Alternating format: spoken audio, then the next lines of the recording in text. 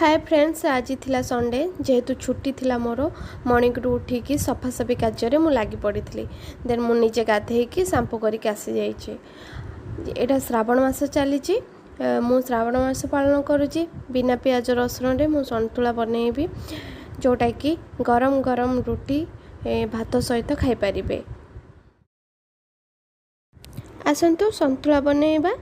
मु एठी आलू बैगण अमृतभंडा गाजर टमाटो सब काटिकी नहीं गली कड़ाई रे कटा परिवा को देदेली पानी देदेली देन लूण हलदी पकईकी परिवा को सिझिया पई घोड़ेकी गैस रो फ्लेम को अधिक करके देदेली।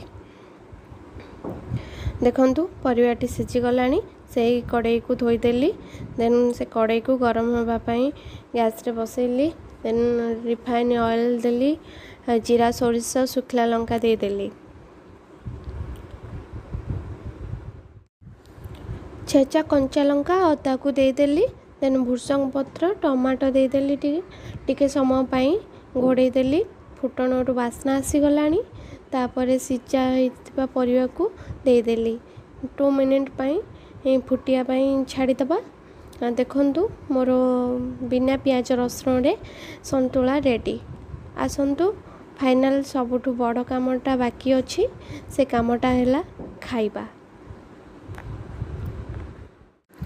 गरम गरम भात सहित संतुला दही आलू चखा कि शांति खाइबा। आपण माने आज संडे रे कौन खाइछंती कमेंट माध्यम रे जणेबे। जमार भी भूलिबेनी।